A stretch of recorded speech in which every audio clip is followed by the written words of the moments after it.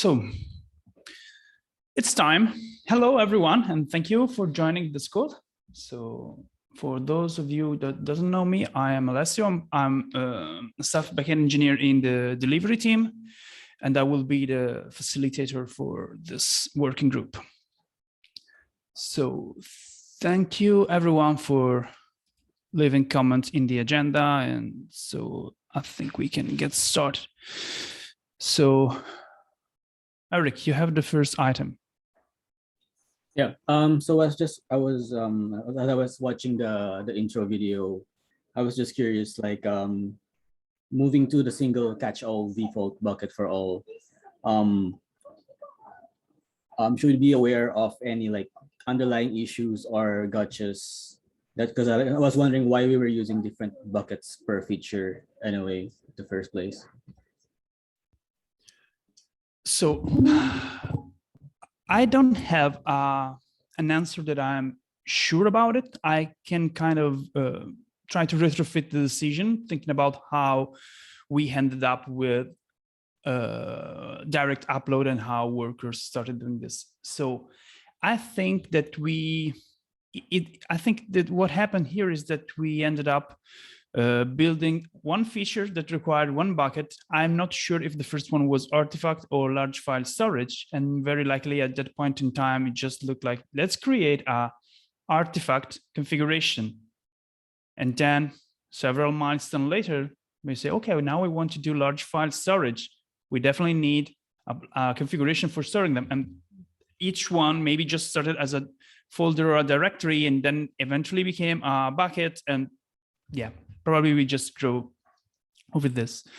It's worth trying to figure out if there is a strong requirement about this. So one step back.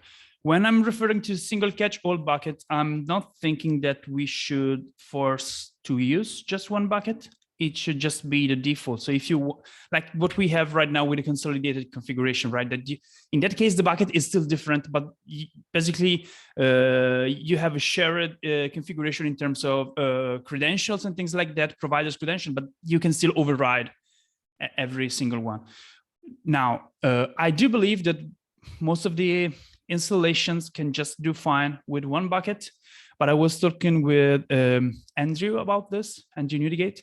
And for instance, one topic where it's good to have one point that we say that it's good to have multiple bucket is about billing.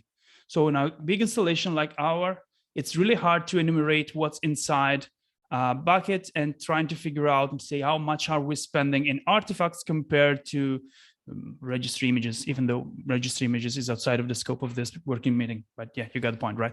So when you have things in one bucket, you can say this is a bucket and the amount of things stored here is this size, right? So that's where it gets easier. The point why I'm insisting in single catch-all bucket is that it's really hard to ship a new type of upload because there's no place where you can store them unless you configure. So that's the reason why we need to have one, but it doesn't have to be the only solution available. Yeah, my thoughts on this were, take this with a grain of salt because I have actually not worked with object storage that much at GitLab, but at my previous company, we did separate data into different buckets for security reasons as well. So you actually had a separate key pair for every single bucket, depending on what kind of data resides in it. And I could see it. I think you basically already said it. This might not be necessary for any type of customer, but I could imagine that for .com, for instance, I feel I would love to hear the opinion of like a security expert on this, but I would feel a bit like iffy about having Git blobs reside next to image uploads in the same GCP or S3 bucket, because if those keys are compromised, then all of the data would be at risk.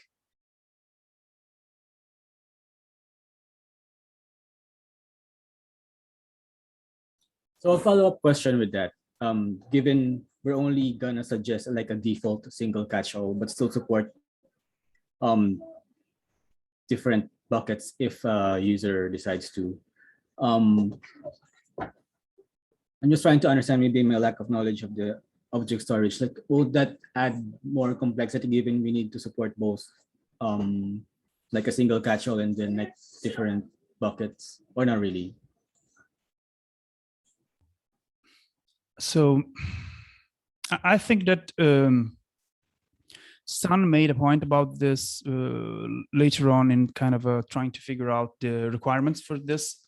So in what I'm thinking right now is something like this. Basically, what happens right now is that when a request comes in that goes through a route where workers knows that there can be an upload, then this route gets through a pre-authorization stage where basically at the beginning of the request, when it comes in, we are sending some information about the request, not the request itself, to Rails, appending a /authorize at the end of route. This gives us credentials for uploading something. Okay, so what's happening here is that because each feature has its own bucket, this authorize method basically gives you a pre-signed URL inside that bucket. Now, if we can move away from this, which has some limits, like for instance, when you do artifacts, you will need to generate a metadata file. So you get one file and you should upload two. This is not supported with the current implementation. So what happens is that you get pre-authorization for the artifacts, but then you generate the metadata file on disk and it's uploaded on the object storage with the Rails controller, which is suboptimal. So just what I'm thinking is that if we move away from this wrap me the whole request type of approach and we go into a more simple internal API, when we scan the request, we find a multi-part upload. At that point in time, we have more information about it, something also the file name, for instance, right? And on that point in time, we just say, Rails, I need to upload something. And we can give this API call what we know about it. So you can give the URL, the credentials from the user.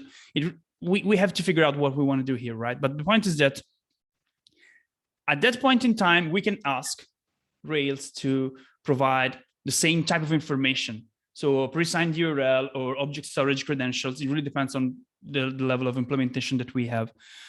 But at that point in time, we can make more informed decision, but more importantly, we can ask twice or 3 times or 4 times.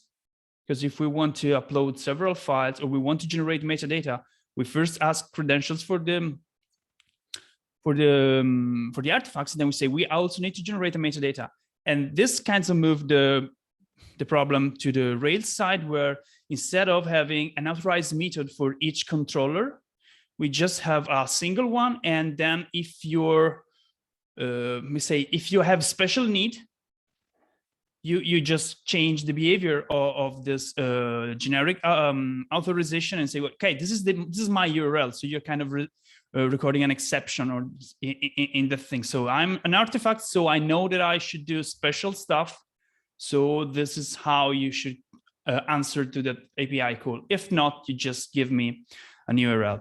And this is where basically we can say, if I detected I'm in a special bucket, I give you credentials for my special bucket. But if I'm not a special bucket, I just give you the catch-all with a prefix, basically. That it all boils down in generating a prefix or not generating a prefix when we are giving back the pre-signed URL. Hi, I joined a little bit late and apologize for that. Quick question on what you're just saying with the prefix. Like the prefix, will there be any authorization on who actually can call it, or yeah, like access permissions on it? Because I guess if you don't restrict like who can actually prefix those calls, you can end up in the situation where someone can guess a prefix to actually access a part of the storage that they should not be accessing. So this is exactly so this is the same problem that we have right now. So basically, we have one credential for let's say each bucket has its own, but I'm not sure if this is how we are running. But the point is that at workers level, we are trustless. We don't know what is happening. We just say to Rails that owns all the information and can validate access to single elements in the object storage. Someone is asking for this. Is it allowed to or not? And then in Rails, we can do user inspection, namespace inspection, and trying to figure out if we can give you a pre-signed URL, because all the information on those buckets are private. So there's no way you can change the URL once it's generated, because the signature is that for that specific object. So this is already in place. Basically, it's just how we want to organize stuff on the object storage. And back to the point that was made earlier about eventually, if you want to have separate credentials for different type of buckets, we should still think about that. At least on GitLab.com, we are multi-tenant. So it's already, so user A and user B data already exists in a shared bucket. So yeah, I mean, there's no much value in, maybe there is, but this, I was thinking that Alif, if you can get access to the bucket, it's already a big problem, regardless of it having just LFS files or having artifacts or things like that.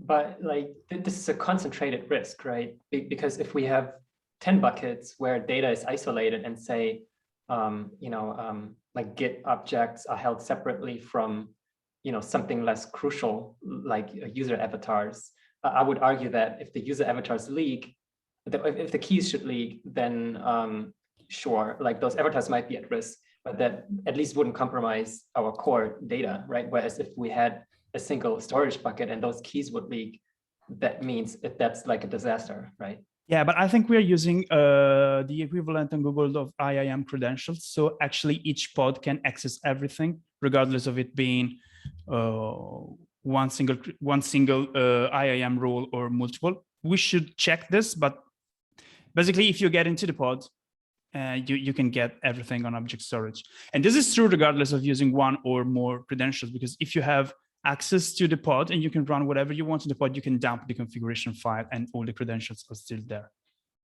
All right, fair. Another thought I had, and I don't know, maybe this is getting into the weeds too much already, but because it sounded initially the main problem we're trying to address is basically the complexity for a developer to actually add a new kind of upload, right? Because they have to deal with all these different layers, and they specifically need to configure a new bucket for it. So, but I'm wondering, maybe there is a way to kind of, have both, where we do potentially support multiple buckets, but it's kind of abstracted away in the sense that if you configure a new kind of upload, you would configure it against like maybe a conceptual bucket that the application can resolve into either a single global actual bucket in the object storage provider, or maybe different buckets, because you could maybe map it as well into a folder structure, into a single global GCS bucket, for instance, versus separate ones. So I'm actually wondering if maybe these are actually two problems that we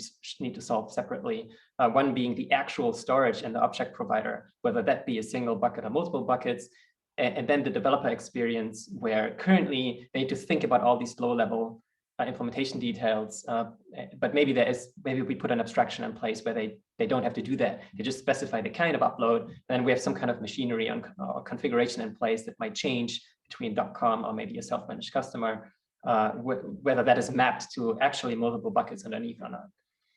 Does that make sense?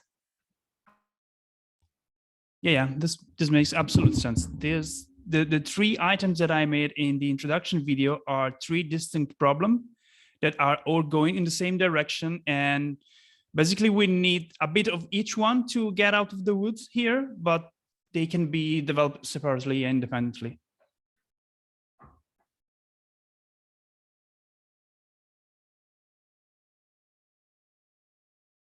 So let's try to get back to the agenda. If Or if we have other question about this, we can continue. If not, the next point I think is David. Yeah, thanks. I think that idea of the a single authorizing point should be in the POC ideas section, the agenda, because it should be explored. So I had a question, yeah, because when I heard the term generic, usually I'm a bit afraid of that. But the question is already answered below. The question was, is active storage already out of the scope? But it isn't, as mentioned below. Another thing I wanted to react on the video was the testing gap on object storage.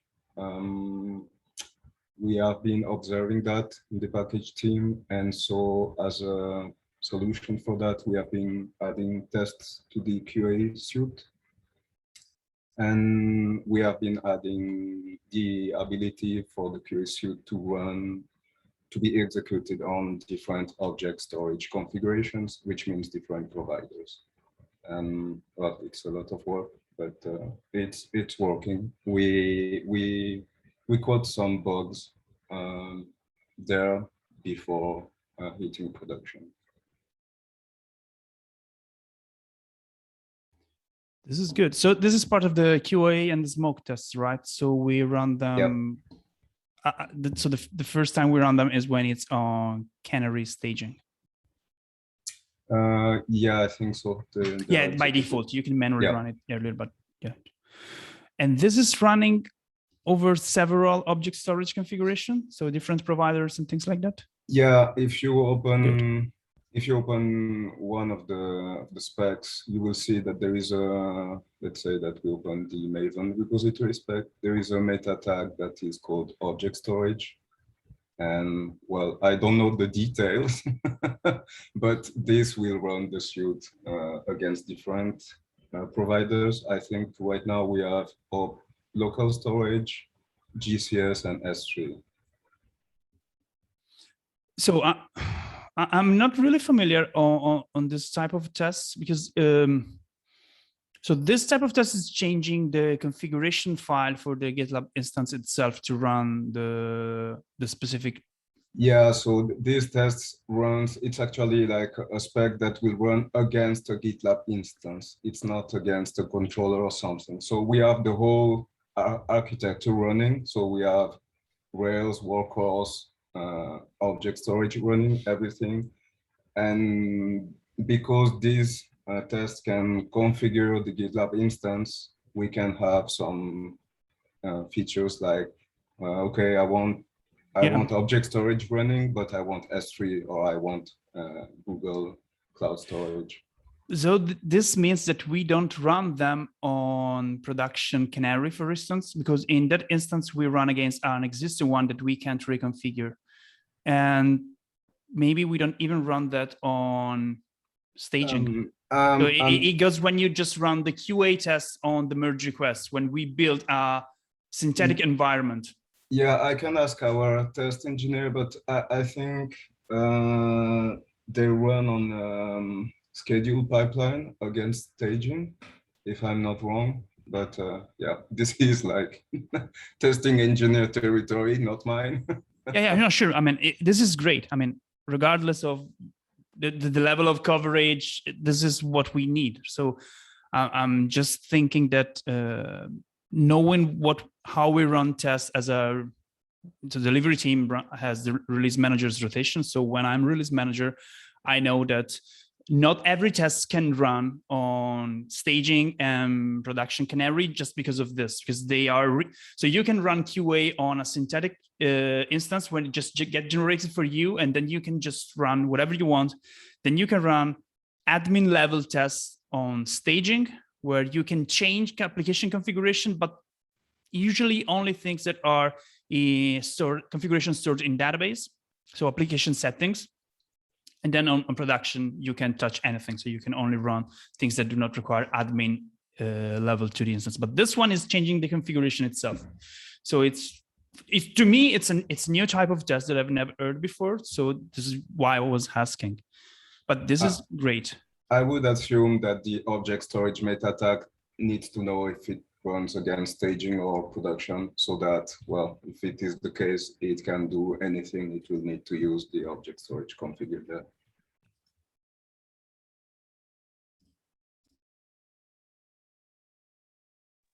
We actually, what do you call this?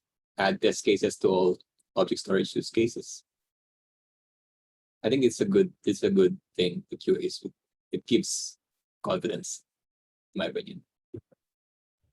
So for us, we do have a feature test on uploads, but currently they run the inline workhorse, so that's good.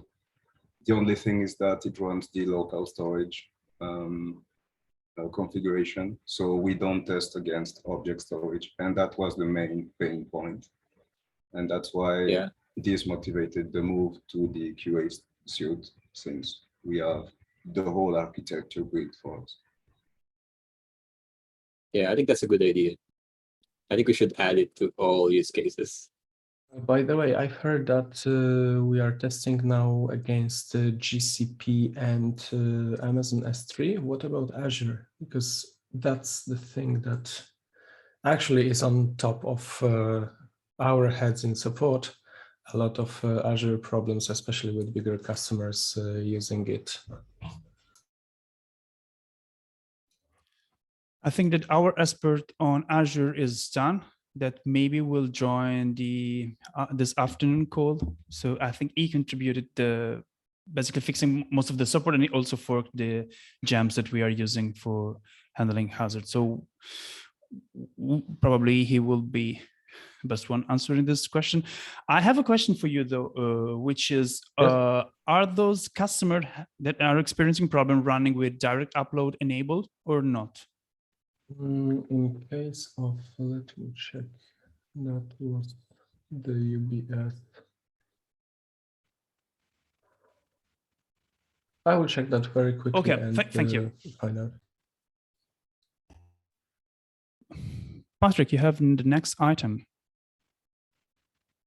Yeah, it's about when I read the initial proposal about having an internal upload API, so it seems that it's still suggesting that we still have the same flow. So it goes through workhorse, calls Rails, but instead of having specific endpoints per resource, there will be like a generic API, right?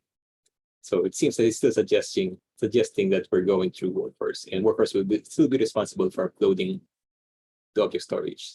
So the question is, are we really strict on that requirement, or is there like flexibility if we want to add maybe another component? Oh, okay. I was thinking that you were suggesting that we go straight to Rails, and I was going to say going straight to Rails is not an option. But okay, so why we are doing this on workers right now? There is a problem, which is that multi-part uploads, when they reach Ruby on Rails has middleware that dump them on disk. So 1 gigabyte artifacts, just an example. If workers was not there, we just get through Rails. Rails will write 1 gigabyte on file on disk, then we'll replace part of the request with an abstraction, or it's a file reader, basically. A file reader that points to the beginning of that file on disk. And basically, at that point in the controllers, with your regular controllers timeout, you want to read that file and upload it to object storage in Rails with global interpreter lock and all the problems that we know are there. So that's the reason why workers is doing direct upload. That being said, if we are willing to suggest an alternative that relies on external components, we can evaluate this one. So nothing is set in stone here. We can just try to come up with a couple of proposals, validate some of them, and then building a long-term plan for this, which is kind of the point to in the agenda. So we can't do this in Rails. That's unless someone has a magic solution for it. I don't think we can. Also, we were mentioning active storage, it's also below in the thing. Active storage has its own solution for this. It's called direct upload as well, but it only works on JavaScript, and our runners can't really run JavaScript to do the direct upload acceleration. So we will still have something in between that can do the direct upload for us. But yeah, so I mean, this question, Patrick, is just linking to my next point, which is mine, which is the reviewing the exit criteria. So I had a super quick follow-up Sure. question, a small question before we go to the exit criteria. So when we say Rails writes the upload to disk first, is it actually Rails the framework, or is that the application set? So it's not Puma. It's Rack. It's not even Rails. It's Rack. It's Rack. Okay, I got it. All right, thanks. You're welcome. So exit criteria.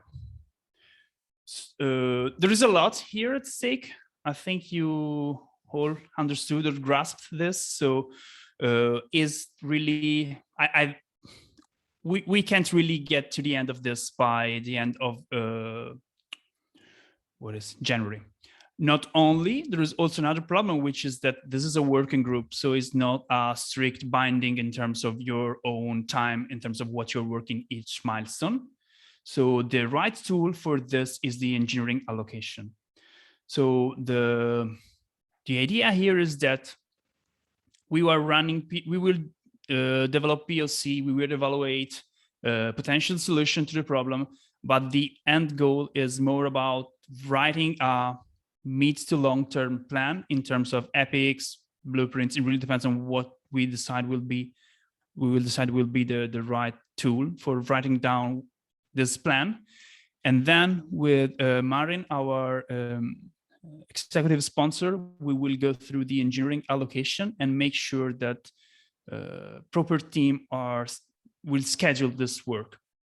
So this is, so I want to make this really clear. We will not do only coding in this working group. We cannot fix this entirely by the end of the working group time. So I hope this is clear to everyone involved, because I mean, we will get frustrated by thinking that we will just fix this and then we cannot. So that being said, so sorry, I lost my train of thought, Patrick. This doesn't mean that we are going to follow the solution that I mentioned in the introduction, because this is just my thinking on the problem, because I started working on a blueprint for this basically last year. Then due to priority shift, it never concluded. So this is just a starting point, what I thought about this over the course of time. We will evaluate proposals. There is also some of the links are pointing to creating an external component that can run object storage for us. So we just either is Rails or workers. If we need access to our own files, we just ask this component. So this is an option as well. We just need someone that is willing to write a proposal, and then we can evaluate. So that's the thing. And basically, Stan is not here, but his point is really solid. So we need to have a clear idea of what we are trying to solve, what are our requirements in this, and then we can evaluate every proposal, how it matches in terms of those requirements. So he wrote something here. I'm going to read his point, so that we can try to figure out if they make sense. Okay, we are over time, so let me do this. Okay. Just one thing. Should we extend the meeting to 1 hour? Because like the topic is quite big, and yeah. Okay, let's do this. So today I got another one in the afternoon, another 30 minutes. So I suggest we don't go through the standpoints, as we will cover them in the recording in this afternoon, and all of you can watch them. I want to just just pinpoint point 4 and 5 very quickly. So point 4, we need to figure out that everyone that knows something about object storage is on some level involved into this. So please, if you know how to spread this, other team members that may know about other buckets, let's just try a sync to figure out who can join this team. And the other thing is the meeting schedule. So I think we should run maybe we can go 1 hour, but just do every other week. So we do 1 week APAC friendly, 1 week Americas friendly. And yeah, and then if we're working on POC, maybe we can just make sure we are paired in 2 different time zones so that if we are working on something, someone can still talk about what happened. But and it's going to be 1 hour is probably better, but having 1 hour in the morning and 1 hour in the afternoon is not really something we can do. So just Google logged me out. Is this okay for all of you? Do you have other ideas or counter proposal? Okay. Okay, so thank you. I'm sorry we had to rush at the end. We will try to figure these things out. And yeah, so please watch the recording for the afternoon session, and I will adjust the meeting schedule so that we can have on every other week on the 2 time zone friendly meeting. Thank you, and see you next time. Thank you. Thank you. See you Bye-bye. soon. Bye. Bye.